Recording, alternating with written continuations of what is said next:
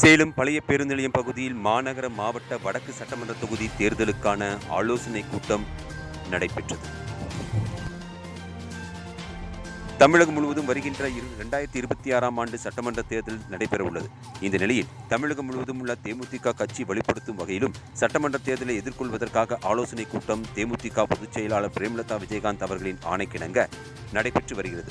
அதன் ஒரு பகுதியாக சேலம் மாநகர மாவட்ட தேமுதிக வடக்கு தொகுதி சட்டமன்ற தொகுதிக்கான ஆலோசனை கூட்டம் இன்று நடைபெற்றது. சேலம் மாநகர மாவட்ட செயலாளர் ராதாகிருஷ்ணன் தலைமையில் நடைபெற்ற இந்த ஆலோசனை கூட்டத்தில் செவ்வாய்ப்பேட்டை பகுதி செயலாளர் தக்காளி ஆறுமுகம் முன்னிலை வகித்தார். கூட்டத்தின் நிர்வாகிகள் மற்றும் தொண்டர்களிடையே மாநகர் மாவட்ட செயலாளர் ராதாகிருஷ்ணன் பேசும்போது, நடைபெறவுள்ள சட்டமன்ற தேர்தலில் தேமுதிக கட்சியை வலுப்படுத்துவதும், தேர்தல் பணி குறித்தும், பூத் கமிட்டி, கிளை அமைப்பு, PLA2 உள்ளிட்ட பணிகள் குறித்தும் ஆலோசிக்கப்பட்டது. மேலும் மாநகர் மாவட்டம் முழுவதும் மகளிர் அணி, இளைஞர் அணி உறுப்பினர்கள், நிர்வாகிகள் சேர்ப்பது குறித்தும், குறிப்பாக அனைத்து பகுதிகளிலும் பூத் கமிட்டி நிர்வாகிகள், கிளை நிர்வாகிகளை அமைப்பது குறித்தும் ஆலோசனை நடைபெற்றது.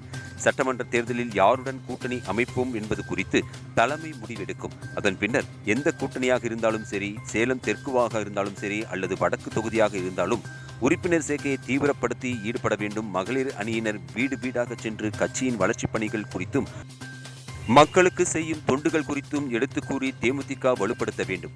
துவண்டுள்ள கட்சி உறுப்பினர்களை மீண்டும் கட்சியில் பணியாற்றுவதற்கு நடவடிக்கை எடுத்து சட்டமன்ற தேர்தலில் தேமுதிக கோட்டையாக வடக்கு மற்றும் தெற்கு ஆகிய தொகுதியை உருவாக்க பாடுபட வேண்டும் என தெரிவித்தார். கூட்டத்தில் மாநகர் மாவட்ட பொதுக்குழு உறுப்பினர் நாராயணன், அம்மாப்பேட்டை பகுதி செயலாளர் செல்வகுமார், அஸ்தம்பட்டி பகுதி செயலாளர் ராஜா, கண்ணங்குறிச்சி பேரூராட்சி செயலாளர் கார்த்தி, டிவிஷன் செயலாளர்கள் பாபு, ராஜா, குமார், சபி அகமது, பாலகிருஷ்ணன், இன்பா, ஜீன்ஸ் குமார், மாதேஷ், குணா, கார்த்தி, ராஜா உள்ளிட்ட நிர்வாகிகள், தொண்டர்கள் என ஏராளமானோர் கலந்து கொண்டனர்.